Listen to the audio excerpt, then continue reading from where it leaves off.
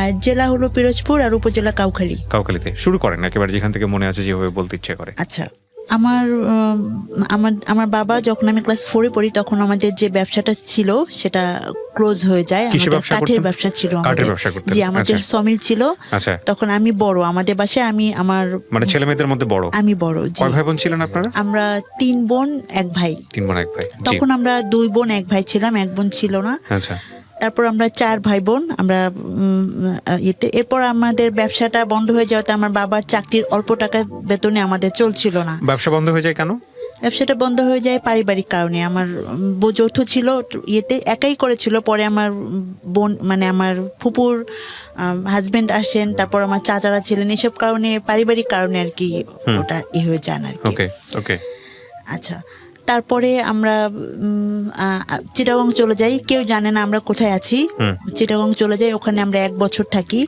তো ওখানে যখন আমার বাবা দেখা গেল যে চাকরিটা করতেন ওটা ঠিক মতো স্যালারি পাচ্ছিল না, তার সংসারটা চালাতে খুব কষ্ট হতো। যে জন্য আমরা আবার ঢাকায় চলে আসি। এসে আমরা খিলক্ষেতে আমরা বাসা নিই, খুব অল্প টাকা একটা বাসা নিই। আপনি কোন ক্লাসে পড়েন? ভর্তি হন? তখন আমি ক্লাস 5-এ উঠলাম। উঠে তখন আমি চলে আসছি, খিলক্ষেতে চলে আসছি। ওই বছরটা এখানে এসে প্রাইমারিতে আমি ভর্তি হই আর কি, ভর্তি করেন। ক্লাস 6-এ যখন আমি উঠি তখন সেশন চার্জ দিয়ে ভর্তি করা, তখন থেকেই মানে আমার বাবা চাচ্ছিলেন না যে পড়াশোনাটা আমি করি। তারপরে আমাদের একটা ওষুধের ছোট করে একটা ফার্মেসি দিলেন, সেখানে আমাকে বসতে হতো। তো তার জন্য আমার বাবা চাচ্ছিলেন না যে আমি আর পড়াশোনা করি, কিছু একটা করি। আর আমার বাবা চাইতেন যে আমি ওই বয়স থেকেই মানে অন্যদের দেখে সে হতেন যে আমাকে কিছু করতে হবে। তারপর ঢাকায় এসে আমাকে এখানে ভর্তি করলাম। ক্লাস 5-এ আমি মোটামুটি করে পাস করে আসলাম। যখন ক্লাস 6-এ সেশন চার্জ দিয়ে ভর্তি হতে হবে, তখন আমার বাবা ভর্তি করতে চাচ্ছিলেন না, যে এত টাকা লাগবে, এরকম বই কিনতে হবে, এটা পারবেন না, সে এরকম বলছিলেন। তো তারপরে আমার খুব ইচ্ছা আমি পড়াশোনা করবো। আমি বললাম আমি পড়াশোনা করতে চাই, অন্তত পক্ষে এসএসসিটা তো পাস করি, আমি এটা বললাম। তখন আমাকে ভর্তি করলেন। এরপর বই কেনা, তখন আমাদের সময়ে 91, তখন আমার আগের বছরের মানে বই মানে যাদের 6-এ পড়তো, যখন যারা 7-এ উঠলো ওদের বই আমাকে কিনে দিলেন আর কি। এরপর যেটা হতো যে আমার বই খাতা কলম আমি কিছুই ঠিক মতো পেতাম না, এমনকি বেতনটাও আমাকে দিতে হতো যেদিন আমার পরীক্ষা সেদিন। আচ্ছা, মানে খুবই খারাপ অবস্থা যেটাকে বলে, নাজুক অবস্থা। হ্যাঁ, কিন্তু আমার যেটা মনে হল এখন আমি বুঝতে পারি আসলে আমার সামর্থ্য ছিল না, এটাও ঠিক আছে। তারপর আমার বাবার একটু অবহেলাও ছিল, মানে পড়াশোনা করে কি হবে, মেয়ে ভাবতেছিল যে মেয়েদের পড়াশোনা করে কি হবে, এটা এরকম একটা চিন্তা ছিল। তো ক্লাস 7-এ যখন উঠি তখন সে খুব গড়িমসি করছিল, বলছিলেন যে ও এর মেয়ে, তখন কত বয়স আর, তখন বলছিল যে এর মেয়ে গার্মেন্টসে চাকরি করে, ওর মেয়ে গার্মেন্টসে চাকরি করে, তো আমি কেন কিছু করছি না, এটা বলছিল। তো এটা আসলে আমার খুব পছন্দ ছিল না। তা আমি ওই বছরটা অনেক কষ্ট করে পড়াশোনা করি, আমার নানার বাড়িতে যে থেকে পড়াশোনা করি ওই বছর আমার এতে। এরপর যখন আমি ক্লাস 8-এ উঠলাম, আবার ঢাকায় চলে আসলাম, আবার সেশন চার্জ দিয়ে ভর্তি হতে হবে। ও ক্লাস 7-এ যখন উঠি তখন কিন্তু উনি আমাকে ভর্তি করেননি, সেশন চার্জ দিয়েছি, যে জন্য আমি নানা বাড়িতে চলে গেছি। এরপর যখন আমি ক্লাস 8-এ উঠলাম তখন আমি আবার ঢাকায় চলে আসছি, ওখানে থাকাতেও সমস্যা হচ্ছিল, চলে আসছি। তখন আমার বাবা ভর্তি করবেন না আমাকে, স্কুলে ভর্তি করবেন না আমাকে, তার যে দোকানটা আছে সেখানে বসতে হবে। বিকেলে উনি 5টায় অফিস থেকে আসতেন, এসে উনি ওখানে বসবেন, আর আমাকে দোকানে বসতে হতো সারাদিন। তো উনি চাইতেন না যে আমি পড়াশোনাটা করি তো ওই 8 বছরটা গেল। 9-এ যখন আমি যে বছর উঠলাম সে বছরও মানে পুরো 2-3 মাস চলে গেল। তখন আমি ঠিক করলাম যে আমি চাকরি করবো। সে গার্মেন্টসে চাকরির জন্য এত চাপ দেয়। তখন পাশে ওই খালাম্মা, উনি এখানে গুলশান 2 একটা গার্মেন্টস আছে, জিকন গার্মেন্টস, ওখানে জব করতেন উনি। ওনার মাধ্যমে আমি ওখানে চাকরি নিলাম। 6 মাস চাকরি করলাম, উদ্দেশ্য যে আমি শুধু পড়াশোনা করব, পরের বছর আমি যেন ভর্তি হতে পারি নাইনে, এটা। কিন্তু সেই টাকাটাও আমার বাবা নিয়ে গেলেন, সেটাও আমি কাজে লাগাতে পারিনি। তো গেল 8-9 2 বছর চলে গেল। তারপরে যখন আমি এর পরের বছর 9-এ ভর্তি হব, সেই এর পরের বছর তখনও 3 মাস চলে গেল, আমার বাবা ভর্তি করছেন না। এখন একদিন আমি খুব কান্না করছি যে আমাকে এই বছর ভর্তি না হলে 9 2 বছর তাহলে আর হবে না পড়াশোনা, 2টা বছর অলরেডি বসে আছি, পড়াশোনা তো আর হবে না, তাহলে তো আমার পড়াশোনার আর হবে না, এই পর্যন্তই শেষ, কি হবে আমার ভবিষ্যৎ, আমি অনেক পড়াশোনা করতে চাই, কান্না করছিলাম। তখন আমাদের বাড়িওয়ালি আন্টি উনি এসে বললেন যে মানুষের বাচ্চারা, আমাদের বাচ্চারা পড়তে চায় না, তাই আমরা পড়াতে চাই, আর আপনার মেয়ে পড়তে চাচ্ছে, আপনারা কেন পড়াতে চান না? উনি তখন আমাকে মাত্র মানে 1,000 টাকা লাগবে, সে 1,050 টাকা না 70 টাকা ছিল তখন 95-এ। তখন উনি আমাকে 95 ওই টাকাটা এনে দিলেন আমার আম্মাকে। এরপর আমি সেই ভর্তি হই আর আমার টিউশনি করে পড়াশোনা শুরু। তখন এই পাশের বাসায় উনি টিউশনি ঠিক করে দিলেন উনি, এই আমার টিউশনি করে পড়াশোনা শুরু। এরপর আমার 4টা টিউশনি শুরু হয় 1-2 মাসের মধ্যেই, এবং পড়াশোনা। তো আমি দেখা গেল যে টিচারের কাছে ঠিক মতো যে পড়তে হবে সেটাও আমি ম্যানেজ করতে পারতাম না। তারপরে আমার ম্যাথ ছিল, ইলেকট্রিক ছিল, তো আমি সেভাবে আমার টিচারের কাছে পড়তে পারতাম না দেখে রেজাল্ট খুব ভালো হয়নি। তো 9-10 এভাবেই আমার খুব কষ্ট করে পড়াশোনা করে চলছিল। তারপর এসএসসি পরীক্ষা দিলাম, এসএসসি পরীক্ষাতে মোটামুটি পাস করলাম। তো টিউশনি করে আমার সব কিছু চলছিল। তারপর আমি এসএসসি কমপ্লিট করলাম, কমপ্লিট করার পরে আমার তো ভর্তি হলাম, টিউশনি চলছে, তো আমি চাকরিরও চেষ্টা করছি। তা আমার বাবা বলছিলেন যে আর ম্যাট্রিক পাস করে কি চাকরি হয়? তো তখন আমার বাবা বলছিলেন তোকে দিয়ে কিছুই হবে না। এরপর যখন ইন্টার পরীক্ষা দেব তার 3 মাস আগে উনি আমাকে বললেন উনি খাওয়াতে পারবেন না, ওনার পক্ষে খাওয়ানো আমাকে সম্ভব না। তখন আমি আমাদের খিলক্ষেতে একটা ছিল এনজিওর একটা সমবায় সমিতি ছিল, সেখানে চাকরি নিলাম। এসএসসি পাশের পরে ইন্টার পরীক্ষার 3 মাস আগে একটা সমবায় সমিতি, জাস্ট কি করতে হতো? টাকা কালেকশন করতে হতো। আচ্ছা। আর আমি কোচিং শুরু করলাম তখন আমি কাউলাতে, আমাদের ওখানে, সেখানে আমাকে হেঁটে যেতে হতো, মানে অনেক কষ্ট হতো ওখান খিলক্ষেত থেকে কাউলা যাওয়া, হেঁটে রোদের মধ্যে এসে আবার সেই বিকেলে অফিসে যেতে হতো। ওখানে 6টা থেকে 8টা, আবার সকাল 9টা থেকে 12টা, ওখানে আমাকে প্রতিদিন অফিস করতে হতো। আমার তখন সামনে ইন্টার পরীক্ষা, আমি ওই সময় আমার পড়ার দরকার, অথচ আমি তখন কিছু করার ছিল না। তারপর ওখানে 6 মাস চাকরি করলাম, ইন্টার পরীক্ষা দিলাম, ভালোভাবে পাস করে আসলাম, বিভিন্ন জায়গায় চাকরির চেষ্টা করি। এরপর আমি আমার একটা এনজিওতে চাকরি হয়, ওটা বুটিক শপ থাকে, বুটিকে চাকরি হয়। সেখানেও আসলে মেয়েরা তো পারিবারিক মানে পরিবেশ ভালো না হলে সব জায়গায় চাকরি করতে পারে না। তো আমার এরপর থেকে 2000 সন থেকে 2005 সন পর্যন্ত আমার চাকরির অনেক ইন্টারভিউ দিতে থাকি, কারণ আমার যেহেতু লোক নেই, আমার জনবল নেই, আমাকে চেষ্টা করতে হয়, অনেক চেষ্টা করতে থাকি, কোথাও চাকরি হচ্ছিল না। পরিবার আমার উপর আরো ক্ষেপে যাচ্ছিল যে আমি ইচ্ছা করে বোধহয় চেষ্টা করছি না বা করছি না, কোথাও করলে হয়তো বা হলে চলে আসতে হচ্ছে, পরিবেশটা আমার ভালো লাগে না।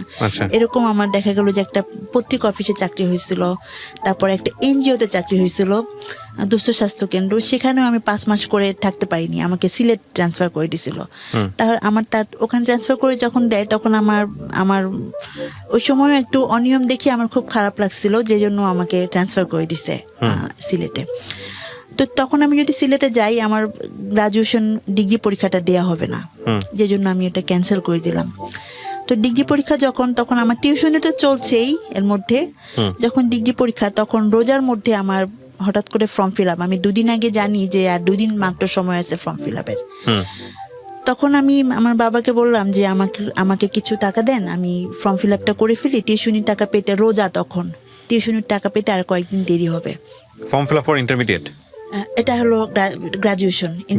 গ্রাজুয়েশন কি একদম কি ফোর্থ ফাইনাল ইয়ার নাকি ফাইনাল ইয়ারে? হ্যাঁ, এর মধ্যে আমি একটু বলি, হ্যাঁ এর মধ্যে জব করছি না তখন, আমি এর মধ্যে ওই যে 5 মাস জব করে চলে আসছি। এর মধ্যে যেটা হলো যে আমি অর্থনীতিতে ভর্তি হয়েছিলাম তিতুমির কলেজে, কিন্তু আমাদের সময় তো প্রতি বছরে পরীক্ষা না দিলেও চলতো, আমি তো টিউশনি করে ঠিক মতো ক্লাস করতে পারতাম না। 3 বছরের পরীক্ষা একবার দিলেই হতো, 3 বছর মেয়াদি ছিল, কিন্তু ওই তখনই 4 বছর করে ফেললো, যে জন্য আমার পরীক্ষা মিস করলাম।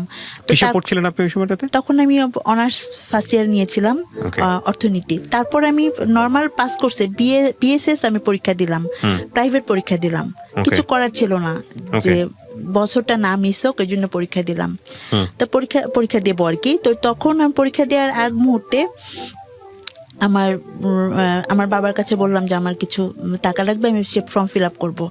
তখন আমার বাবা বললেন যে টাকা নেই। তো আমি অনেক কলেজে গেলাম, তখন বললাম যে আমার তো 2 দিনের মধ্যে আমি টাকা ম্যানেজ করতে পারছি না, আমাকে সময় দেওয়া যাবে কিনা। তো বললেন যে জাতীয় বিশ্ববিদ্যালয়ের আন্ডারে এটা আমাদের আন্ডারে না, কিছু করার নেই আমাদের। যে জন্য বাধ্য হয়েই আমি আমার ওই মানে মিস হওয়ার মতো বছরটা। আর পড়ছে যে এটা তো রোজার মাস, অনেক সময় দেখা যায় অনেক কলেজ ফর্ম ফিল আপ ঈদের পরে করে। যদি জাতীয় বিশ্ববিদ্যালয় ঈদের পরে ফর্ম ফিল আপের সুযোগ দেয়, তুমি করতে পারবা ফর্ম ফিল আপ। এটা আমাকে প্রিন্সিপাল স্যার বলে দিলেন। ঠিক আছে, আমি করলাম। তো যাই হোক, আমার ফর্ম ফিল আপটা মিস হলো। আমার বাবা সেই সময়, সে রোজার ঈদ, তখন গ্রামীণ সিম 1200 টাকা, সে গ্রামীণ সিম একটা কিনলেন 1200 টাকা দিয়ে, অথচ আমাকে ফর্ম ফিল আপের টাকাটা দিলেন না। তো যাক, ঈদের পরে আল্লাহরই হুকুম, ঈদের পরে 7 দিনের সুযোগ দিলেন জাতীয় বিশ্ববিদ্যালয়ে। তখন আমি ফর্ম ফিল আপ করলাম, আমি পরীক্ষা দিলাম। এরপর আমি চাকরির চেষ্টা করছি। এরপর আমার একটা চাকরি হলো অনেক করার পরে, ইন্টেলিজেন্ট ইমেজ ম্যানেজমেন্ট লিমিটেড, ওখানে চাকরি হলো। এখানে পরিবেশটা ভালো ছিল। আচ্ছা, ইন্টার যখন দিই, তখন আমার পরিচিত একজন আমাকে খুব, আমার মনে হতো, মানে আমি তাকে পছন্দ করতাম, আমি জানতাম সেও আমাকে পছন্দ করে। তার সাথে আমার খুব ভালো সম্পর্ক ছিল। সে এখানে ঢাকাতে কোচিং করতে আসছিলেন, সেই সুবাদে তার সাথে আমার পরিচয়। তো তার সমস্যা হলে আমি তাকে হেল্প করতাম। তো আসলে আমিও তাকে খুব, মানে আমার ফ্রেন্ডদের কাছে বলতেন, আমি সেই সুবাদে বুঝতে পারলাম যে সে আমাকে পছন্দ করেন। আমিও তাকে কখনো সরাসরি বলিনি, সেও আমাকে কখনো সরাসরি বলেনি, কিন্তু বুঝতে পারতাম যে সে আমাকে পছন্দ করেন এবং আমিও তাকে পছন্দ করি, সেও সেটা বুঝতে পারতেন। তো আমরা মাঝে মাঝে ওই এয়ারপোর্টে যেতাম। এয়ারপোর্টে তখন ঘোরার মতো একটা ছিল, এখন তো নেই, যেতাম। তো আমার একটা বান্ধবী ছিল, তাকে আমরা দুজনেই সবকিছু শেয়ার করতাম। আচ্ছা। তো এরপর আমি এরকম চলে, উনি ঢাকা থেকে চলে গেলেন, একটা বিশ্ববিদ্যালয়ে ভর্তি হলেন। ওনার পরে আমি জানতে পারি ওনাকে নাকি কারা বলছে, এয়ারপোর্টে যখন আমরা একদিন ঘুরতে গেছি, বলছে যে এমন একটা মেয়ের সঙ্গে তুমি ঘুরছো, তোমার ভবিষ্যৎ তুমি দেখতে এত সুন্দর একটা ছেলে, এরকম নাকি বলছে। আচ্ছা। এটা বলাতেই তখন থেকে উনি মানে কেমন যেন একটু শুরু করছে। তা আমি বুঝতে পারিনি সেটা, তখন বুঝতে পারিনি। এরপর দেখি কেমন যেন একটু অ্যাভয়েড করছে, ফ্রেন্ড সার্কেলদের সাথেও যোগাযোগ তেমন করছে না, আমার সাথেও তেমন যোগাযোগ করছে না।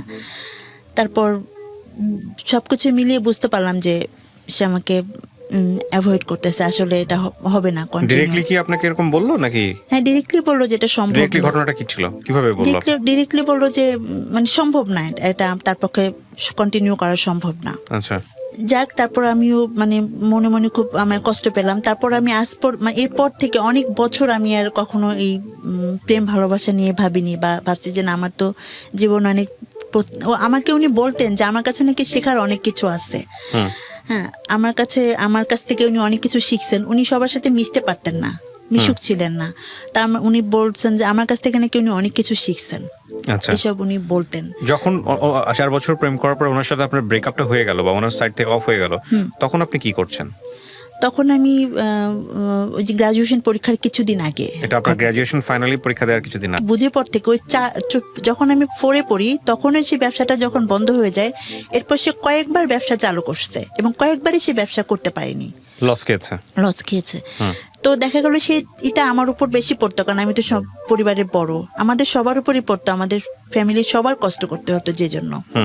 তো যখন আমার 2006-এ চাকরিটা হলো, তারপর থেকে আমি পরিবারকে সাপোর্ট দিতে শুরু করলাম। তো তারপর দেখা গেল, তখন ভাবলাম যে হ্যাঁ, এখন আমি ভালো একটা জব করছি, আমি চাইতাম যে আমার এমন ভাবে বিয়ে হোক যে কেউ আমাকে ছোট করে না দেখুক, বা আমার পরিবারকে ছোট করে না দেখুক, যেন আমি নিজেই গুছায় নিজেকে আমি আমার শ্বশুর বাড়িতে যেতে পারি, যেন কেউ আমাকে না কথা শোনায়, আমার বাবা মাকে না কথা শোনায়, এটাই আমি চাইতাম সবসময়।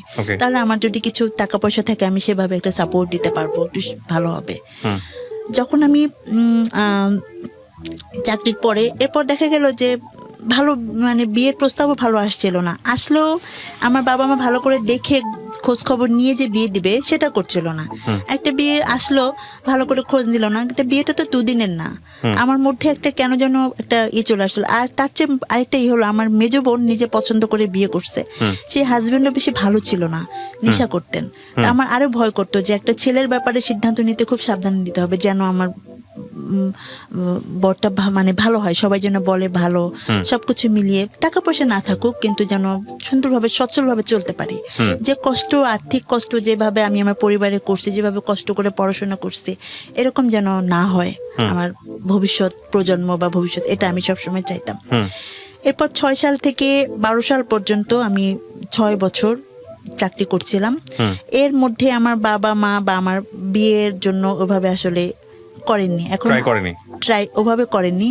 দু একটা আসলেও দেখা গেল যে ওই যে খোঁজ খবর ভালো মতো নিচ্ছেন না, পারিবারিক তাদের সে নিচ্ছেন না দেখে আমার ভালো লাগছে না। যে একটা বিয়ে আসলো, তার পারিবারিক ব্যাকগ্রাউন্ডটা জানতে হবে, সেটা ভালোভাবে নিচ্ছিলেন না। আসলেই তো আর বিয়ে হয়ে যাওয়াটা করাটা ঠিক না, এসব কারণে আমার বিয়ে হচ্ছিল না। আচ্ছা। তারপর 2009 সালে আমি হঠাৎ করে একটু আমার অ্যাপেন্ডিক্স অপারেশন হলো। আর 2010 সালে এসে আমার হঠাৎ করে একটা গাইনিকাল প্রবলেম শুরু হলো। আচ্ছা। গাইনিকাল প্রবলেম শুরু হলো, কিন্তু কিছু ধরা পড়ছিল না। কি ধরনের প্রবলেম ছিল এটা? গাইনিকাল একটা প্রবলেম হতো আমার, ওই মেয়েদের যে সমস্যাগুলো হয় এরকম একটা প্রবলেম ছিল। তো এটা প্রতি সবসময় হতো, যে কারণে আমার অফিস করতে সমস্যা হয়ে যেত। ও আচ্ছা আচ্ছা, মানে এটা টাইমলি না হয়ে ইট ওয়াজ ইররেগুলার এবং এনি টাইম, মাসের মধ্যে বিভিন্ন সময় এটা হতো আর কি। তো কিন্তু প্রবলেমটা ডায়াগনোজ করা যেত না। না, ডায়াগনোজ করার জন্য আমি ট্রাই করছি, 3জন ডাক্তার দেখিয়েছি, কিন্তু কিছু ধরা পড়ছিল না। আচ্ছা। এর মধ্যে আমার এক কলিগের সঙ্গে আমার বিয়ের কথা চলে এবং বিয়ে সবকিছু ফাইনাল হয়ে যায়।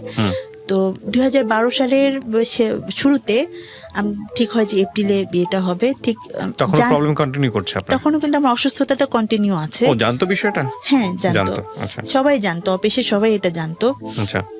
বাইরেও সবাই জানতো, এটা সবাই মোটামুটি যে জানতো যে আমার সবসময় সমস্যা। এরকম একটা পার্সোনাল প্রবলেম সবাই জানতো কিভাবে আমি বুঝলাম না। এটা আসলে জানতো যে আমি মাঝে মাঝে অসুস্থ হয়ে যেতাম, সেজন্য জানতো আর কি। তো জানুয়ারি মাসে যখন আসলো, তখন আমার হঠাৎ করে চোখে দেখতে সমস্যা হলো। তো আমি আমার যেহেতু কাজ, এটা ডাটা এন্ট্রি তৈরি করার কাজ, আমাদের তো কম্পিউটারের কাজ, এটা খুব কাছে থেকে লেখাগুলো কাছে থেকে দেখতে হয়। আমি তখন চোখে ডাক্তার দেখালাম, দেখানোর পর আমাকে পাওয়ার দিল। পাওয়ার দেওয়ার পর 1 সপ্তাহ পরে আবার পাওয়ার আমার কাজ করছে না। যখন পাওয়ার কাজ করছে না, তখন আমি আবার ডায়াবেটিসের লক্ষণগুলো দেখা গেল। তো সবার মুখে সবকিছু খুব মানে সাইমultaneously হচ্ছিল, খুব র‍্যাপিডলি হচ্ছিল, খুব তাড়াতাড়ি হচ্ছিল। আর ডায়াবেটিসটা যখন আমার দেখা দিল, তখন অনেক মিষ্টি খেতে ইচ্ছে করে, অনেক খাচ্ছি। তো এটা তো জানতাম যে মিষ্টি খেতে ইচ্ছে করাটা ডায়াবেটিসের লক্ষণ, এটা জাস্ট জানতাম, কিন্তু কত হলে যে ঠিক ডায়াবেটিস এটা জানতাম না। তখন আমি আমাদের এলাকাতে পরীক্ষা করালাম। পরীক্ষা করার পর বললো কি আপনার তো 30। আমি সন্ধ্যার পরে টেস্ট করেছি। 30 খাওয়ার পরে আমি মাত্র জিলাপি খেয়ে গেছি। তা আমি তো, উনি বলে কি আমি বলি কি তো ওষুধ দেন। আমি তো জানি না 30 কত কি, এটা আমি বুঝি না, বুঝতাম না ডায়াবেটিসের এটা এই মাত্রাটা। তখন আমাকে বললেন যে তুমি কি বলতেছো, আমার পরিচিত বলে এক আঙ্কেল, তুমি কি বলতেছো, তুমি 30 মানে তুমি বোঝো, তুমি কালকেই বায়োডেমে যাবা, তোমাকে ইনসুলিন দিতে হবে। আমি তো খুব ভয় পেয়ে গেলাম, কি বলেন আপনি। পরের দিন সকালে আমি বায়োডেমে গেলাম, ডায়াবেটিস চেক করালো। ডায়াবেটিস চেক করার পরে 2 ঘন্টা সময় দিল। 2 ঘন্টা খুব ক্লান্ত লাগতো, ঘুম পেতো, অফিসেও খুব ঘুম পেতো ইয়েতে। তখন আমার অনেক ডায়াবেটিস ধরা পড়লো, 20-23, খালি পেটে 20, ভরা পেটে 23। খালি পেটে 20 তো অনেক। সঙ্গে সঙ্গে আমাকে ইনসুলিন দিয়ে দিল। ইনসুলিন চলছে, আমাকে হাঁটতে বলছে। আমি খুব বাসায় যে কন্টিনিউ সকাল বিকেল হাঁটছি। আপনার যখন ডায়াবেটিস ধরা পড়লো তখন আপনার বয়স কত? ডায়াবেটিস যখন ধরা পড়ে তখন আমার 30 বয়স। 30, বিয়ের কথা চলতেছে, এবং মাঝখানে যেটা সমস্যার কথা বললেন ওটা আছে। ডিজাস্টার একেবারে বলা যেতে পারে। তারপর যখন হলো, আমি যেহেতু আমাকে অফিস করতে হবে, পরিবারকে সাপোর্ট দিতে হয়, আমার উপর ডিপেন্ড করে ফ্যামিলি। আমার ছোট ভাই বোন 2টা পড়াশোনা করছে। তারপর আমার মেজো বোন তো বিয়ে হয়ে গেছে, ওর একটা ছেলে আছে। তো সবকিছু মিলিয়ে বাবার তখন ব্যবসায় আবার 2010 সালে লস খেয়ে সে কুমিল্লায় চলে গেল। সে এখন পরিবারকে খুব বেশি সাপোর্ট দিতেই পারছে না, 3-4 হাজার টাকা করে বাসায় দিচ্ছেন। তো বাসা তো একটা ঢাকা শহরে বাসা ভাড়া অনেক, খাওয়া খরচ সবকিছু মিলিয়ে চলছিল না। তো সেখানে আমার উপর ডিপেন্ড, আমি যদি সেখানে অসুস্থ হয়ে থাকি কিভাবে কি চলবে। তো এরপর আমাকে কিছু টেস্ট দিল, যখন ডায়াবেটিস ধরা পড়লো তখন কিছু টেস্ট দিল। তা আমাকে তো সুস্থ হতে হবে, তাড়াতাড়ি অফিস করতে হবে, নাহলে তো স্যালারি পাবো না। আমাদের হলো কাজের উপরে স্যালারি, তাহলে তো স্যালারি পাবো না, কিভাবে চলবে, কিভাবে আমি চিকিৎসা করব, অনেকটা চিন্তার বিষয়। তো এরপর যখন 15 দিন আমি এভাবে হাঁটতে থাকলাম, যে আমি শুনছি যে হাঁটলে নাকি ডায়াবেটিসটা কন্ট্রোল হয়ে যায়, খাওয়া দাওয়া কন্ট্রোল করছিলাম, ইনসুলিন দিচ্ছিলাম সকাল বিকেল। 15 দিন পরে আমি যখন বাইডেমে গেলাম, আমাকে যে আমি একাই গেছি, যে আমি তো বুঝতে পারিনি আমাকে কি বলবে তারা। তা আমি গেছি, আমাকে যে বলার পর বললো যে আপনার সাথে কি কেউ আসেনি যে আমাকে বলবেন যে ডাক্তার। তো আমি বললাম যে না, কেউ আসেনি। তো বললো যে আপনি অনেক দূরে বাসা, ওখান থেকে আসতে অনেক সমস্যা, আমাকেই বলেন না, তাছাড়া সবাই ব্যস্ত, আসতে পারবে না। তখন বললেন যে তো আপনার পিটিউটারি ম্যাক্রো অ্যাডেনোমা টিউমার হয়েছে, আর এটার জন্য আপনার আমার চেহারা খুব বদলে গেছিল। চেহারাটা কেমন, এখন তো তা অনেক ভালো দেখাচ্ছে, চেহারাটা কেমন যেন, নাকটা মোটা হয়ে গেছিল, চেহারাটা ফ্যাকাশে হয়ে গেছিল, হাতের রগগুলো দেখা যেত। তো আসলে কেমন যেন এটা আপনার মোটা হয়ে গেছিল। বুঝতে পেরেছি। এটা কোথায়, স্থানটা কোথায় টিউমারের স্থানটা? টিউমারটা ব্রেনে, আমার পিটিউটারি ম্যাক্রো অ্যাডেনোমা, এখানে ব্রেনে টিউমারটা। এটা সবারই থাকে, এটাই হলো মেইন গ্রন্থি যেটা পুরো সম্পূর্ণ বডিকে কন্ট্রোল করে। ও মাই গড। তো এটা কি হচ্ছিল, আপনারা ডায়াগনোজ করে ধরা পড়লো কিভাবে? আপনার কি এটা বাইডেমে যখন আমাকে ওই ডায়াবেটিস ধরা পড়লো, তখন ওরা আমার হাতের ইগুলো দেখে, আমি যে 3 জায়গায় ডাক্তার দেখিয়েছি, ওরা কিছু ধরতে পারেনি। উত্তরাতে দেখিয়েছি আমি, ওই যে কচুক্ষেত একটা আর্মি ডাক্তার, ওনাকে দেখিয়েছি, কেউ ধরতে পারেনি এই সমস্যাটা। যখন আমি বাইডেমে দেখালাম, তখনই ওরা হাতের এই রগগুলো দেখে, চেহারাটা চেঞ্জ দেখে ওরা বললো, তখনই বলে দিল যে হয়তো আপনার একটা গ্রন্থি বেড়ে গেছে, অথবা আপনার মাথায় কোনো টিউমার হয়েছে। এটা ওনারা দেখেই বলছে। আমার চেহারা দেখে, চেহারা কেমন বিদঘুটে দেখাচ্ছিল আর কি, নাকটা এমন মোটা দেখাচ্ছিল, চেহারাটা কেমন ফুলেছিল। ওরা তখন আমাকে টেস্ট করালো, ব্রেনের আমার ভিজুয়াল ফিল্ড করা, চোখের ভিজুয়াল ফিল্ড করালো, ব্রেনের একটা এক্সরে করালো। আচ্ছা, ব্রেনে একটা এক্সরে করালো, আর আর কিছু টেস্ট, ব্লাডের কিছু টেস্ট করালো। সেই টেস্টে আমার ধরা পড়লো যে আমার পিটিউটারি টিউমার। তারপর উনি বললেন যে আমার একটা এমআরআই করতে হবে, আর বললেন যে এটা এখন কোনো ব্যাপারই না, আপনি ভয় পাবেন না, বাংলাদেশে এরকম অপারেশন অ্যাভেলেবেল হয়, এখন কোনো ব্যাপার না। কিন্তু আমাদের বাইডেমে এই অপারেশন নেই, এটা বঙ্গবন্ধু মেডিকেলে যেতে হবে, আপনি ওখানে যোগাযোগ করেন। উনি রেফার লিখে দিলেন। আমি যখন বললেন, তখন আমার কাছে ব্যাপারটা অত কঠিন মনে হয়নি, কিন্তু যখন আমি বের হলাম রুম থেকে, ডাক্তারের রুম থেকে বের হল, বলি কি বললো এটা, আমি তাহলে কি আমার আয়ু এত কম, আমার ব্রেনে অপারেশন করতে হবে, আর আমি এত টাকা পাবো কোথায়? আমার মধ্যে হতাশা চলে আসলো যে আমি কিভাবে কি হবে। তখন আমি বের হয়ে যখন বঙ্গবন্ধু মেডিকেলের সামনে, ওখানে গাড়িতে উঠবো, আমাদের খিলক্ষেতে গাড়িতে উঠবো, ওখানে আমি দাঁড়িয়ে আছি, অনেক গাড়ি যাচ্ছে, আমি উঠবো, আমার কোনো জ্ঞান ছিল না। তো আমি গাড়িতে উঠে তারপর ফোন দিলাম বাসায়, আমার বোনের হাজব্যান্ডকে ফোন দিলাম, আর অফিসে এক কলিগকে ফোন দিলাম। তো ব্রেন টিউমার ধরা পড়লো। তো আমার তো এই সম্পর্কে কোনো ধারণা নেই। এটা 2012 সালের ফেব্রুয়ারি মাসে ধরা পড়েছে। তো আমি তো ভাবতে পারছিলাম না কিভাবে আমি অপারেশন করব।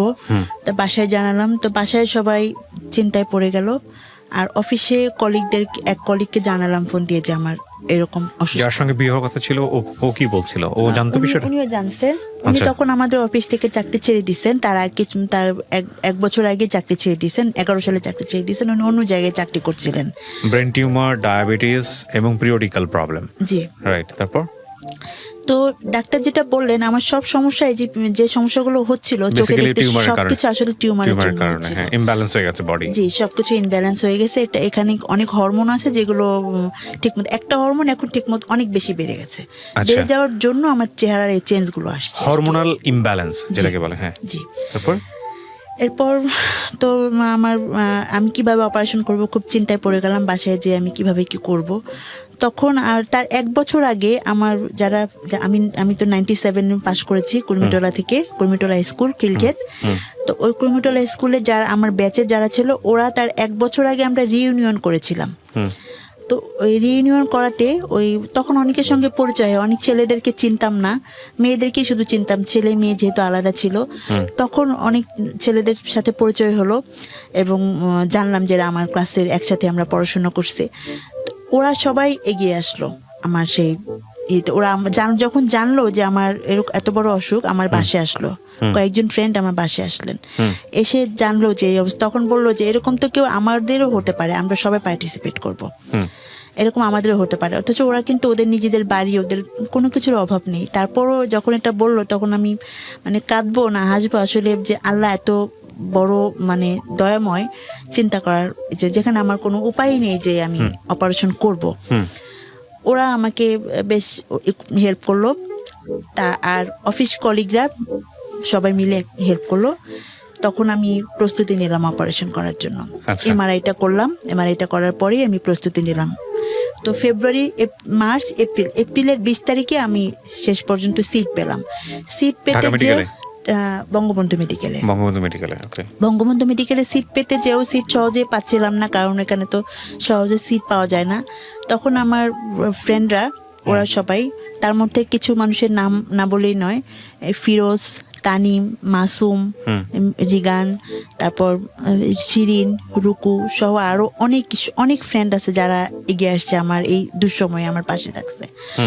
তো আমাদের খিলক্ষেতের সাধারণ সম্পাদক ছিলেন তখন রফিক আঙ্কেল, উনি জানলেন ব্যাপারটা, জেনে উনি বললেন যে তখন স্বরাষ্ট্রমন্ত্রী আমাদের সাহারা খাতুন আপা, ওনার কাছে এই নিয়ে গেলেন আমার আম্মাকে সহ, গেলেন যে দেখি কোনো সিটের ব্যবস্থা করা যায় কিনা।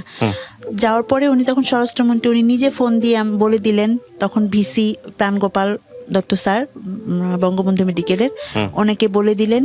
পরের দিন গেলাম, যাওয়ার পরে কাগজ একটা লিখিত দিয়ে দিলেন, ওই লিখিতটা নিয়ে গেলাম। তারপরও সিটটা খালি না হলে তো নিতে পারবে না, 15 দিন লাগলো, সিট পেয়ে গেলাম। আমি এপ্রিলের 20 তারিখে ভর্তি হলাম ওখানে। আচ্ছা। তারপর 1 মাস 1 দিন পর আমার অপারেশন হলো। সেটা ছিল মে মাসের 22 তারিখ আমার অপারেশনটা হয়। আচ্ছা, আপনার অপারেশনে কি পরিমাণ অর্থ খরচ হয়েছে? অপারেশনে আমার 3 লাখ টাকার উপরে চলে গেছে। তাও সরকারি বলে আপনি এই টাকায় করতে পারছেন? জি। বেসরকারি হলে, বেসরকারিতে আমাকে বলেছিল, এক জায়গায় বলেছিল 6 লক্ষ লাগবে, এক জায়গায় বলেছিল 10 লক্ষ লাগবে।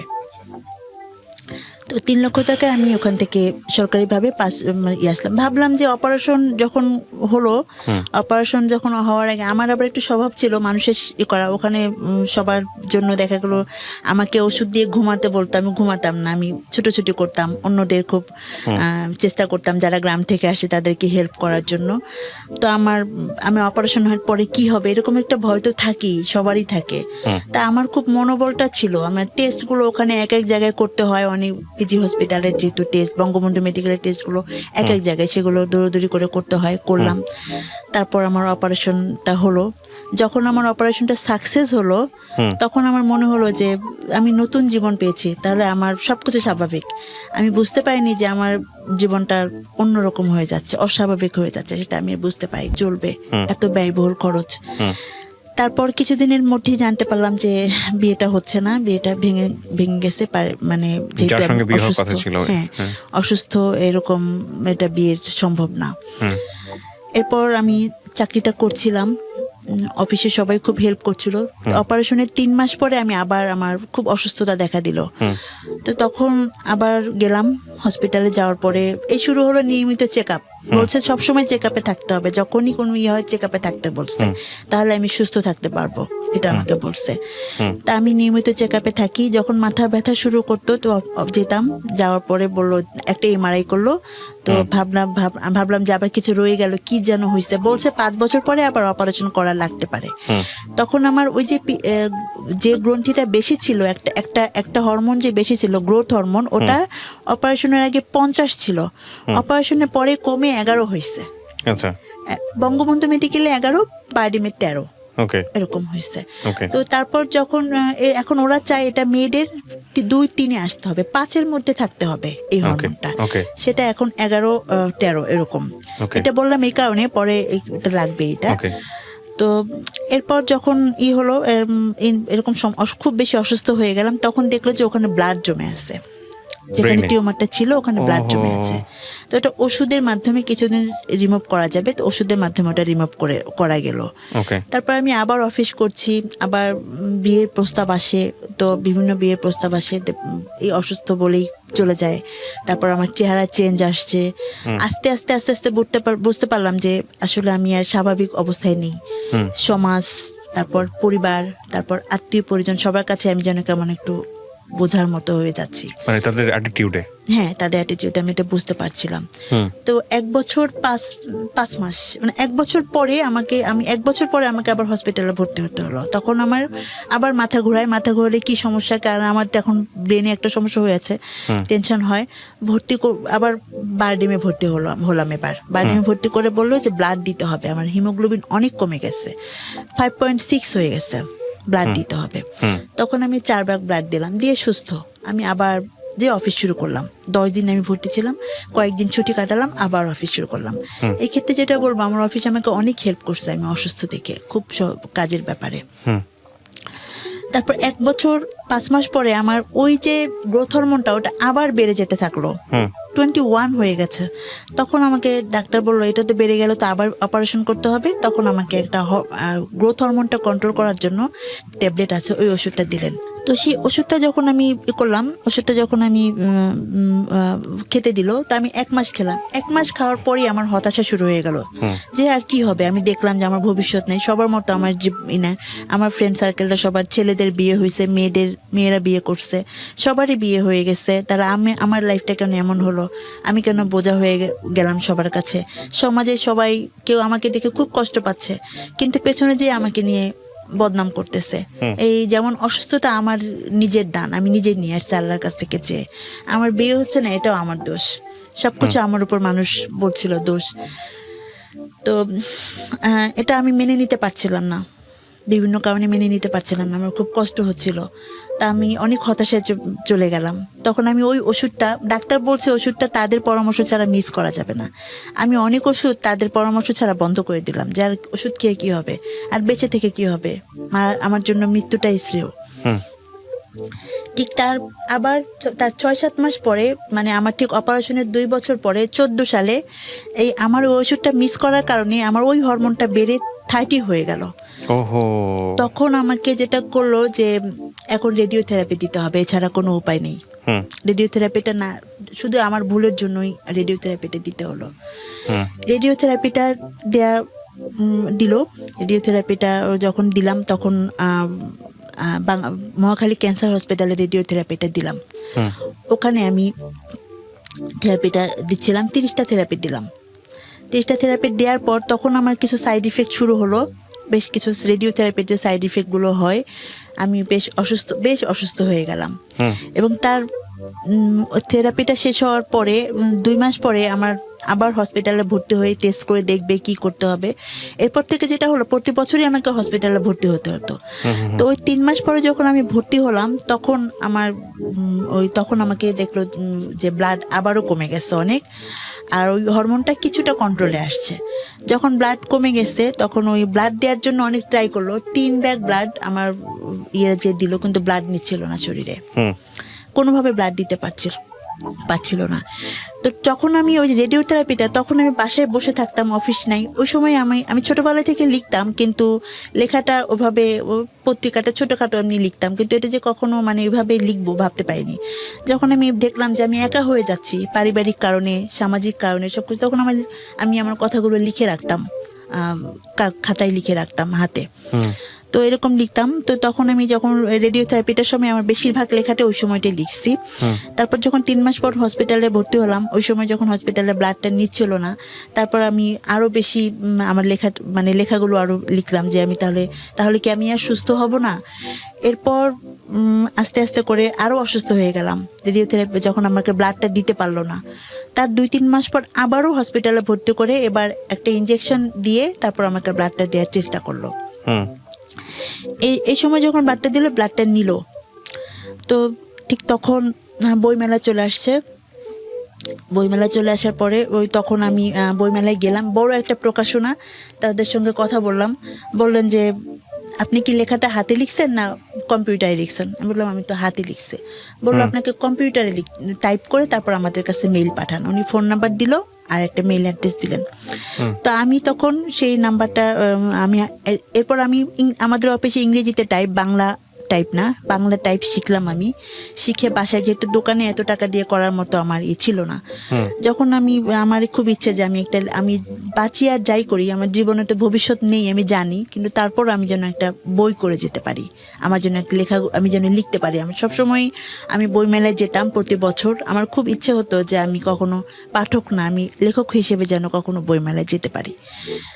তো আমার বিশ্বাস ছিল যে আমার লেখাগুলো যে পড়বে তার ভালো লাগবে। তো তখন আমি সব হাতে লিখলাম, কম্পিউটার হাতে লেখা ছিল, সেটাকে আমি কম্পিউটারে টাইপ করলাম। টাইপ করার পরে আমার লেখাগুলো আমি ওই মেইলে পাঠালাম। পাঠানোর পরে সেই লেখাটা সে বড় প্রকাশনা একটা, ওনারা দেখলেনই না লেখাটা। আমি চাইছিলাম যে আমার লেখাটা বড়, আমি আসলে বুঝি নাই। তো তখন আমার লেখাটা ওরা করলেন না, দেখলেন না। তো যখন সেপ্টেম্বর মাস চলে আসলো, 2015 সালে সেপ্টেম্বর মাস, তখন আমি ফোন দিচ্ছি, যেহেতু ফোন নাম্বার আছে, যোগাযোগ করছি। বললেন যে এখন তো সম্ভব না, আমি আসলে লেখাটা দেখতে সময় পাইনি, আপনি অন্য কোনো প্রকাশনা দিয়ে বইটা করেন। তখন আমি ভাবলাম কি আমার এই স্বপ্নটাও পূরণ হবে না? মানুষের স্বপ্ন এমনও মানুষ আছে যার কোনো স্বপ্নই পূরণ হয় না। আমার মধ্যে কেমন কষ্ট কাজ করছিল যে আমার তো কিছুই নাই, আমি কিভাবে সব কিছু করবো? আমার একটাই স্বপ্ন, এটাও কি বিধাতা আমাকে পূরণ করতে দিবেন না? তখন আমি আর অনেকেই জানতেন আমি লিখি, বই করতে চাই। এটা আমার অফিস কলিগরা খুব সাপোর্ট দিতেন। অনেক আপুরা আছেন, কবিতা আপু, নাজমা আপু, পারভেজ ভাইয়া, রাফাজা আপু, নীলুফা আপু, মিজান, ওরা সবাই আমাকে খুব লেখার ব্যাপারে সাপোর্ট দিতেন যে আপনি লিখেন, আপনি ভালো করতে পারবেন। এরপর একজন পরিচিতের মাধ্যমে একটা প্রকাশনায় দিলাম। ওরা গাইড বই করে, ওরা আসলে সৃজনশীল বই করে না। বলছে আমরা করে আমরা একটা যারা স্টল পায় এদের একটা পরিবেশনায় দিয়ে দেব। তখন ওরা পরিবেশনায় একটা প্রকাশনাকে দিয়ে দিল। আমার বাসা থেকে সবাই বলল বই করে কি হবে, বইগুলো তো পড়ে থাকবে, শুধু শুধু টাকা নষ্ট, টাকা দিয়ে বই করতে হবে। আর আমার ফ্রেন্ড সার্কেলরা অনেকেই বললো বই করে কি হবে, তুমি লিখো, আমরা তো জানি, তুই লিখিস আমরা জানি, আমার বই করে কি হবে, বই করা দরকার নেই, এমনিতে তো আমরা তোর লেখা জানি, এটুকে তুই লিখতে পারিস, লিখতে ভালো জানিস, আমরা তো জানি, তো বই করে কি হবে। তা আমি ভাবলাম যে না, বই পাশে পড়ে থাকুক, তবু আমি করব। তখন আমি ধূসর কন্যা আমার প্রথম বইটা করলাম।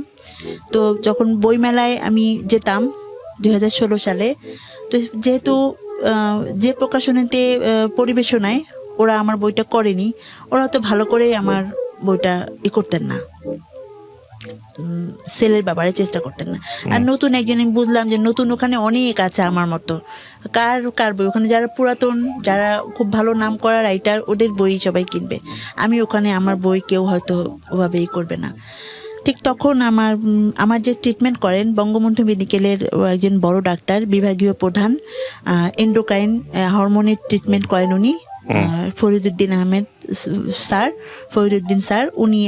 ওনাকে আমি একজন জুনিয়র ডাক্তার আমাকে দেখতেন, হালিম স্যার, উনিও লেখালেখি খুব পছন্দ করতেন, কবিতা লিখতেন। তো উনিও বললেন যে এখন লেখালেখি করে কিছু হবে না, এখন অনলাইনের যুগ, এখন ডিজিটাল যুগ, এখন তো সবাই এতেই পড়ে, কোনো নেই, তারপর তুমি যখন করতে চাও করো। তো করলাম, বইটা করে আমি জাস্ট কিছু বই নিয়ে ওই সার্কিটই থেকে, হালিম সার্কিটই গেছি। উনি বললেন যে একটা স্যারকে বই দেন, নাম লিখে দেন, উনি কী লিখতে হবে তাও বলে দিলেন। তা আমি স্যারকে দিলাম। আমি জানি স্যার অনেক ব্যস্ত থাকেন, 2টা পর্যন্ত হসপিটালে থাকেন, বিকেলে উনি পপুলারে বসেন, তো উনি হয়তো 5টা থেকে সে অনেক রাত পর্যন্ত থাকেন, তো উনি তো আমার বই দেখার সময় পাবেন না, পড়ার সময় পাবেন না। তবুও উনি যখন আমাকে ট্রিটমেন্ট করেন, উনি হয়তোবা সেই হয়তোবা দেখতেও পারেন বইটা এই জন্য আমি ওনাকে বইটা দিলাম। আমি 1 সপ্তাহ বইটা দিয়ে আর 1 সপ্তাহ পরে আমি হসপিটালে গেলাম, আমাকে ভর্তি হইতে হবে আবার, যেহেতু প্রতি বছর আমাকে ভর্তি হইতে হয় কোনো না কোনো কারণে, এরপর থেকে 16 সাল থেকে যেটা হলো, আমার হরমোন ওই বছরই যখন ভর্তি হব তখন এরপর থেকে অনেক হরমোন ইনব্যালেন্স হয়ে গেল। শুধু ওই যে গ্রোথ হরমোনটা প্রবলেম ছিল, ওটা মোটামুটি কন্ট্রোলে চলে আসলো, কিন্তু sodium, potassium, haemoglobin, steroid, thyroid, others হরমোনগুলো ইনব্যালেন্স হয়ে গেল, কোনোটা কম, কোনোটা বেশি, এরকম প্রবলেম হয়ে গেল। আমাকে সব ওষুধ খেতে হবে, আমাকে জানালো যে সব ওষুধ খেতে হবে। তখন ওই 1 সপ্তাহ পরে আমি যখন গেলাম, তখন টেস্ট করার পরে উনি আমাকে ভর্তি হতে বললেন। ভর্তি করার পরে উনি আমাকে, ওনাদের একটা কর্নার আছে, ওখানে দিকে অনেক জুনিয়র ডাক্তাররা ছিলেন, ওদের সামনে উনি বললেন যে এই তোমরা কি ও জানো, ও আমাদের পেশেন্ট, এই পেশেন্ট কি একটা বই লিখেছে, সেই বইটায় যে তথ্যগুলো লিখেছে, এমআরআই করার পরে কি অবস্থা হয়, হসপিটাল জীবন কেমন হয়, আশেপাশে যেই থাকে মৃত্যুগুলো কেমন হয়, এগুলো কিন্তু আমরা অনেক কিছু জানি না। আমরা একটা পেশেন্টকে চিকিৎসা দিয়ে ছেড়ে দিই, তারপর সেই পেশেন্টের মনের অবস্থা কি হয় আমরা এটা জানি না। এই পেশেন্টটা কেমন থাকে, কি অবস্থায় থাকে আমরা কিছু জানি না, আমরা চিকিৎসা দিয়ে ছেড়ে দিই। তো এই বইটা অনেক কিছু শিক্ষামূলক আছে, অনেক কিছুই আছে, যে আমি ওখানে অনেক মৃত্যু দেখেছি, যে আমার চোখে সেই মৃত্যুগুলো আমি লিখেছি আমার বইটাতে, যা আমার খুব খারাপ লেগেছে। আমার রুমে যে অনেকগুলো মানুষ মারা গিয়েছে, তারপর আমার মতোই একটা মেয়ের অপারেশন হয়েছে, সেই মেয়েটাও মারা গিয়েছে, ওগুলো আমি আমার বইয়ে তুলে ধরেছি। তো তখন স্যার বললেন যে ওর বইটা তোমরা সবাই পড়ে দেখবা, এখানে অনেক কিছু শিক্ষামূলক আছে, এটা সমস্ত সব ডাক্তারদের কাছেই থাকা উচিত এই বইটা। আমি তো একদম পুরাই অবাক হয়ে যাই যে উনি আমার বইটা কখন পড়লেন। বললেন যে আমি বইটা পড়বো কখন, সময় পাচ্ছিলাম না, আমি যখন গাড়ি দিয়ে বাসায় যাই বা হসপিটাল থেকে, তখনই আমি ওর এই 2-3 দিন ওর বইটা পড়ে শেষ করছি। তা আমার ওর বইটা খুব ভালো লাগছে, তোমরা সবাই ওর বইটা পড়বা। উনি আমাকে ভর্তি লিখে দিলেন। আমি ভর্তি হলাম, ভর্তি হয়ে গেলাম ডি ব্লকের 16 তলাতে, ওখানে ভর্তি হলাম। এরপর ভর্তি হওয়ার পর দেখি যে অনেক ডাক্তাররা আমাকে আসেন, আর আমার যেহেতু আমাকে সবসময় আমাকে জিজ্ঞেস করেন, আমাকে সব হিস্টোরিটা নেন, আমার এই পিটিউটারি টিউমার সম্পর্কে ওনারা করেন, অনেক তথ্য জানতে আসেন, বা এটার কী ধরনের, এটা নিয়ে গবেষণামূলক কাজ করেন। তখন ওই মুহূর্তে ঠিক আমাদের নিউরোসায়েন্স হসপিটাল আগারগাঁও আর বঙ্গবন্ধু মেডিকেল, ওরা আমার যে টিউমারটা পিটিউটারি ম্যাক্রোঅ্যাডেনোমা, এই টিউমারটা নিয়ে ওরা গবেষণা করছিলেন। তো ওইখানে আমার যে এই ফরিদ স্যার, উনি ওখানে বক্তৃতা দিয়েছেন, কথা বলেছেন, ওখানে উনি আমার কথা বলেছেন যে আমার এক পেশেন্ট এরকম এই লিখেছেন। এরপর অনেকগুলো ডাক্তার, 40-45 জন ডাক্তার একদিন আসছেন, এসে দূর থেকে আমাকে, ধূসরকন্যা ছিল তখন প্রথম খণ্ড করব ওটা ভাবিনি, তখন পরে আমি প্রথম খণ্ড করেছি। তো তখন আমি মাত্র 500 বই করেছিলাম। তা আমার অনেক বই সেল হয়ে গেল। এবারে বইমেলাতে পাওয়া যাবে আপনার ওই বইটা? এবার বইমেলাতে আমার বইটি আছে। কোথায় আছে এটা? এটা হলো অমর প্রকাশনীতে, আমার প্রথম খণ্ড, দ্বিতীয়, সবগুলো বই এখন অমর প্রকাশনীতে পাওয়া যাবে। কি নামে পাওয়া যাবে? ধূসরকন্যা প্রথম খণ্ড, ধূসরকন্যার দ্বিতীয় খণ্ড, 2টা, আর একটা প্রবন্ধ আছে, সেটা হলো ছিটমহলের দিনগুলি। এটা হলো ছিটমহল। কত নম্বর স্টল মনে আছে? স্টল নাম্বারটা আমার সঠিক এখন মনে নেই। কি নাম, কি প্রকাশনী বললেন? অমর প্রকাশনী। অমর প্রকাশনী। বইমেলাতে স্টল আছে ওদের? জি জি, বইমেলাতে স্টল আছে, এটা অনেক পুরাতন প্রকাশনী। যদি কেউ সংগ্রহ করতে চান আপনারা সংগ্রহ করতে পারেন। হ্যাঁ বলেন। তারপর ধূসরকন্যা, তখন ওই বইটা আমার, যখন আমি বুঝতে পারলাম যে আমি পারবো, আমাকে দিয়েই হবে। আমাকে সবাই যে বলছে যে বই পড়ে না, এই ডিজিটাল যুগ, এটা সেটা, কিন্তু আমি তো পেরেছি। আমার বইগুলো সেল হয়ে গিয়েছে, অফিসের সবাই কিনে নিল, বললো চমৎকার বই হয়েছে। আমার মধ্যে আত্মবিশ্বাস চলে আসলো যে না, আমি পারবো। জীবনের সব কিছু, হ্যাঁ, আমার জীবন তো থেমে থাকে না কারোর জন্য, জীবন চলতেই থাকবে, এগিয়ে যাবে, যেতেই থাকবে, কি কারোর জন্য কোনো কিছু থেমে থাকবে না। আর আমার একটু কিছু করার, মানুষের জন্য কিছু করারও একটা টেন্ডেন্সি ছিল, সেটাও যেন আমি করে যেতে পারি। মৃত্যু তো হবেই, এখন আমার মধ্যে চলে আসলো, মৃত্যু হবে 2 দিন আগে 2 দিন পরে, কিন্তু যদি কিছু করে যেতে পারি সেটাই হলো আল্লাহর কাছে শুকরিয়া। তো 16 সালটা এভাবেই দ্বিতীয় খণ্ড, এরপর আমি যে ভাবলাম যে আমার পরবর্তী কিছু গল্প নিয়ে আমার দ্বিতীয় খণ্ড বইটা করব। এরপর আমি দ্বিতীয় খণ্ড বইটা করলাম, করার পর আমি তখন আমি প্রথম পুরস্কার পেলাম দ্বিতীয় খণ্ড বইটার জন্য মুক্তিযোদ্ধা বিষয়ক মন্ত্রীর কাছ থেকে। আমার দ্বিতীয় খণ্ড বইটার জন্য পুরস্কার পেলাম প্রেস ক্লাব, আমার প্রকাশনী থেকেই বইটা প্রকাশিত হলো, প্রেস ক্লাবে অনুষ্ঠানটি হলো, সেখানে আমি পুরস্কার পেলাম। তখন আমি ভাবলাম যে আমি তো পারবো, আমাকেই পারতে হবে। জীবন কখনো কারোর জন্য থেমে থাকে না, যত কষ্ট হোক, যত কিছু হোক, আমাকে পারতেই হবে। বাধা আসবেই, জীবনে চলার পথে বাধা আসবেই, সবার জীবন তো একরকম হয় না, এটা আমার মধ্যে চলে আসলো। তার কিছুদিন পরে, পুরস্কারটা পাওয়ার কিছুদিন পরে একটা অনুষ্ঠানে আমি একটা অনুষ্ঠান পেলাম ঢাকা রিপোর্টার্স ইউনিটে, সেখানে পেলাম সাবেক প্রেসিডেন্ট বি চৌধুরী স্যারকে। তো উনি এমন একজন বয়স্ক একজন মানুষ, আমি জাস্ট তখন আমার 2টা বই বেরোলো, প্রথম খণ্ড দ্বিতীয় খণ্ড, 2টা বই মাত্র বের হয়েছে। তো 2টা বই আমি ওনাকে দিলাম, দেওয়ার পরে উনি বললেন তোমার উনি তো ডাক্তার, উনি আমাকে দেখেই বুঝলেন তুমি অ্যাক্রোমেগালি পেশেন্ট, তোমার এই সমস্যা। তো এতে আমি বললাম জি। অ্যাক্রোমেগালি হলে যেটা হয় চেহারার মধ্যে একটা চেহারাটা চেঞ্জ আসে, নাকটা কেমন চেঞ্জ হয়ে যায়, চেহারাটা কেমন চেঞ্জ, উনি আমাকে দেখেই বুঝতে পারলেন। হয় আমি আরেকটা ইন্টারভিউ করেছিলাম অ্যাক্রোমেগালির উপরে। এটা একটু বেড়ে গেছে আমার, এটা এরকম আমার চেহারাটা এরকম ছিল না, এরকম কিছু চেঞ্জ আসে, চেঞ্জ গুলো উনি দেখেই বুঝতে পারলেন, স্যার দেখেই বুঝতে পারলেন। তো যার পর উনি আমাকে অবাক করে দিলেন। 4 দিন পরে আমাকে ফোন দিলেন, ফোন দিয়ে বললেন যে তুমি বই দুটা খুব চমৎকার লিখেছো, শিক্ষামূলক বই হয়েছে, তুমি লিখতে থাকো। তুমি ভাবতেছো তুমি ভালো নেই, এই পৃথিবীতে তুমি দেখো তো অনেকের যাদের মাথা গোজার ঠাঁই নেই, অনেকের রাস্তায় হাত নেই, পা নেই, তাদের কথা চিন্তা করো, তুমি কি তাদের চেয়ে ভালো নাই?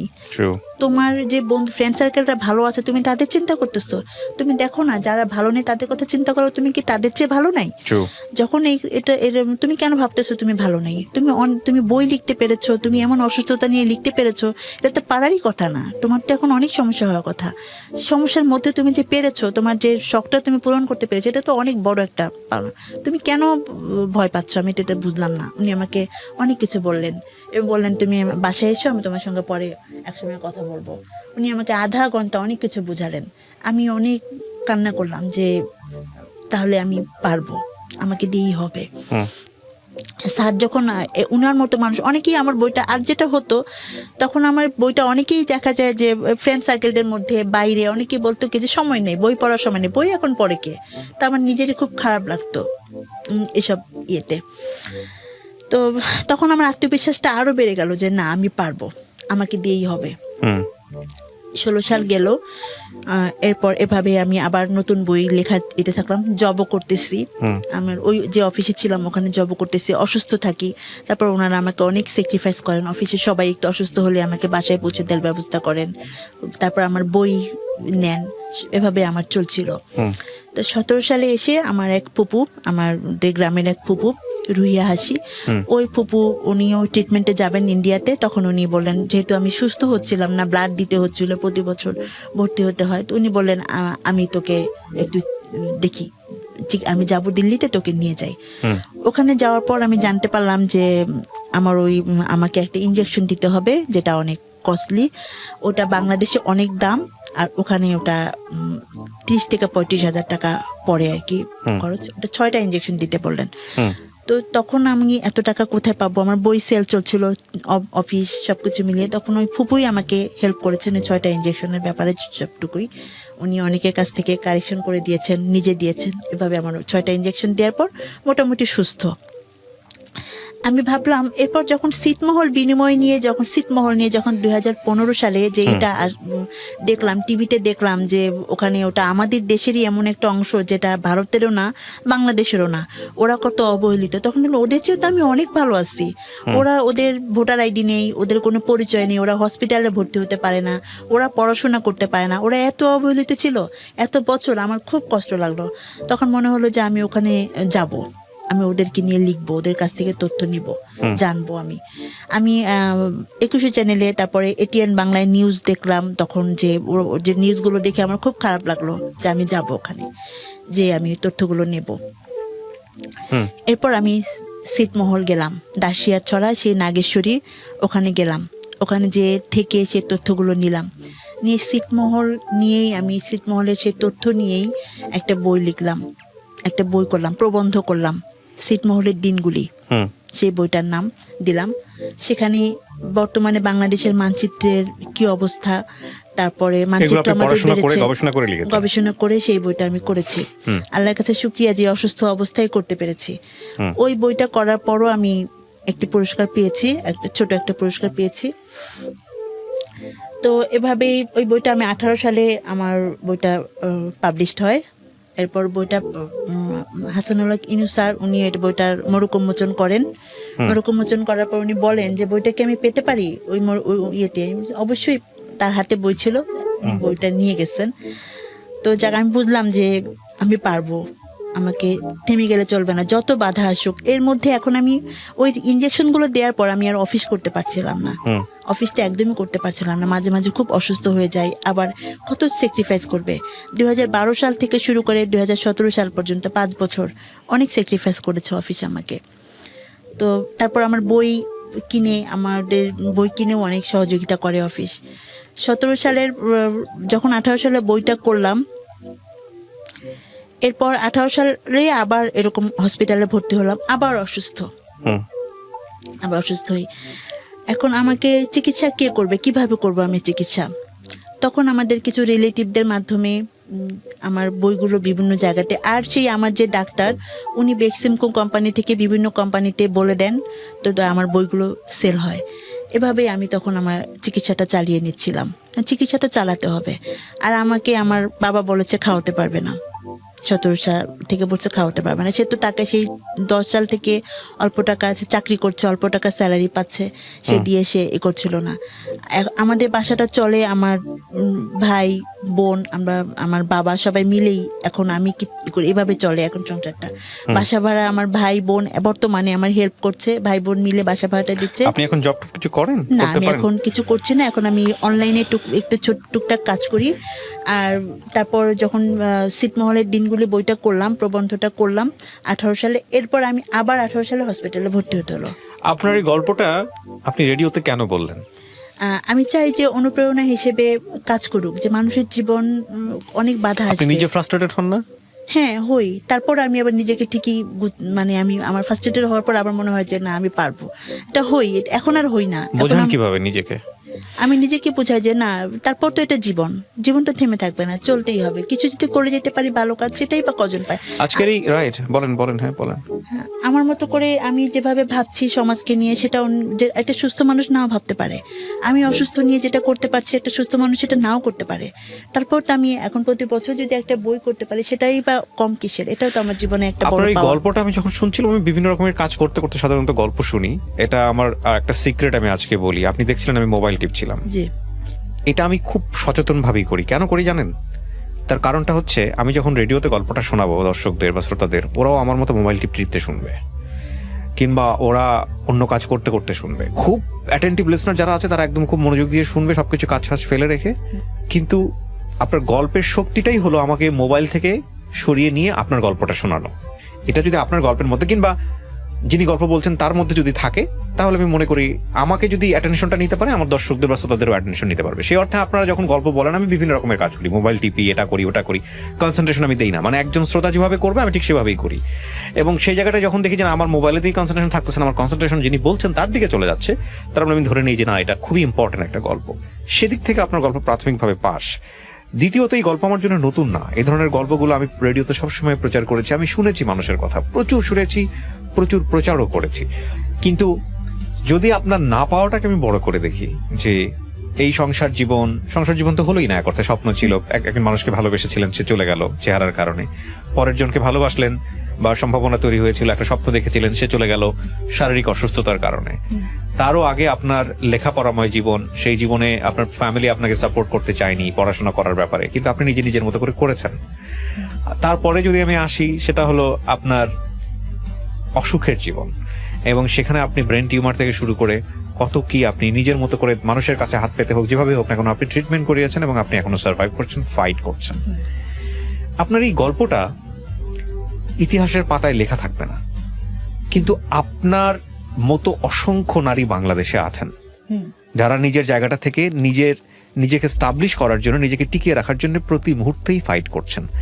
আমি জানি আপনি যখন 10 জন অচেনা মানুষের কাছে যাবেন, এই আপনার ফার্স্ট কোয়েশ্চেন থাকবে আপনি বিয়ে করেছেন কিনা। এটা নিশ্চয়ই আপনাকে ফেস করতে হয়। বাচ্চা কাচ্চা আছে কিনা ফেস করতে হয়। এবং আপনি যে গল্পটা আজকে 1 ঘন্টা সময় নিয়ে বললেন, 1 ঘন্টা ধরে তো আপনি তাকে বোঝাতে পারবেন না যে আপনি কেন বিয়ে করতে পারেননি। রাইট? আমি কি ঠিক বলেছি? অনেক নেগেটিভ কথা বলবে, অনেক কিছু বলেও অনেক মানুষ অনেক পারসিভও করে। সেদিন আমি 2-3 দিন আগে আমার ভাস্তিকে নিয়ে, ভাস্তি ভোরে ঘুমাচ্ছে না, ওকে নিয়ে বের হয়েছি। তো আমাদের সামনের বাসায় বলছে যে কি বলার পরে, যাই হোক কিছু কথার পরে বললো যে কি ভাস্তি। আমি বললাম যে ভাস্তিটা তো আমাকে খুব পছন্দ করে, এই জন্য আমাকে নাম ধরে ডাকে। বলে কি যে বিয়ে হয় নাই, কি করবে, ভাস্তি কি আদর করে। এই যে ধুমধাম করে কমেন্টস করা, আমরা আমি এই কথাগুলো এই কারণে বলছি, প্রিয় দর্শক এবং শ্রোতা, দুটো অ্যাঙ্গেল আছে আজকের এই গল্পে। একটা হচ্ছে যে একজন মানুষ আসলে, আপনি যদি সৃষ্টিকর্তাকে বিশ্বাস করেন তাহলে প্রত্যেকটা মানুষকে আল্লাহ সৃষ্টি করেছেন তার ইবাদতের জন্য, এবং প্রত্যেকটা মানুষকে তিনি বিশেষ কিছু গুণাগুণ দিয়ে পৃথিবীতে পাঠিয়েছেন। সেই গুণ আমি আপনি হয়তো খালি চোখে দেখতে পাই না। এই মানুষটা যখন রাস্তা দিয়ে হেঁটে যাবেন, আপনি তাকে অসম্ভব অসাধারণ ভালো মানুষ হিসেবে বা আলাদাভাবে আইডেন্টিফাই করার মতো মানুষ হিসেবে তাকে আইডেন্টিফাই করবেন না, কিন্তু তার যে জীবনের গল্প, তার বয়স রাইট নাও 38, এই 38 বছরে তার যে যুদ্ধ এবং ত্যাগ, সেটা যদি আপনি জানেন, আপনার নিশ্চয়ই শ্রদ্ধা করতে ইচ্ছা করবে। তো আমি এই কথাগুলো এই কারণে বললাম যে আপনার আশেপাশে যে মানুষগুলোকে আপনি দেখেন, এই মানুষগুলোর প্রত্যেকটা মানুষের মধ্যেই এরকম কোনো না কোনো গল্প লুকিয়ে আছে, কোনো ত্যাগ, নিজের না পারা, নিজেকে উতরে যাওয়া। সো এই মানুষগুলোকে আমরা যেন কখনো ইররেসপেক্ট না করি বা ইররেসপেক্টের জায়গাতে কখনো না ফেলি। আর মানুষকে বিব্রত করতে হয় এরকম কোনো প্রশ্ন যাতে আমরা কখনো না করি, বা যদি আপনার জানার ইচ্ছাটা খুব থাকে তাহলে এমন কৌশলে যাতে করি যাতে করে সে ডিসহার্টেড না হয়। আমি অবশ্যই আপনাকে স্যালুট জানাই যে আপনি নিজের যে জায়গাটা তৈরি করেছেন, নিজেকে যেটা নিজে বুঝ দিয়েছেন, আপনি অবশ্যই একজন সেদিক থেকে উতরে যাওয়া একজন মানুষ, এবং আপনার কাছ থেকে অনেক কিছু আমাদের শেখার আছে। কখনোই হারবেন না। আর অ্যাজ এ বিলিভার হিসেবে আমি আপনার জন্য দোয়া করি অন্তর থেকে, এবং আমি বিশ্বাস করি নিশ্চয়ই আল্লাহ আপনার জন্য কোনো না কোনো একটা ভালো ব্যবস্থা করে রেখেছেন। সো এটাই হচ্ছে ব্যাপার। আপনাকে আমি অনেক ধন্যবাদ জানাই যে আপনি আমাদের এই জীবন গল্পে আজকে এখানে এসেছেন। ঘন্টাখানেক সময় আমি খুব মন্ত্রমুগ্ধের মতো শুনলাম, এবং আমি মনে করি আজকের এই গল্পটা প্রচার করবার পরে অনেক মেয়ে আছেন, অনেক নারীরা আছেন যারা নীরবে নিভৃতে মুখ লুকিয়ে কাঁদেন নিজের দুঃখের কথা ভেবে, তারা অন্তত আপনার এই গল্পটা শোনার পর নিজেকে হালকা মনে করবে। অনেক ধন্যবাদ আপনাকে।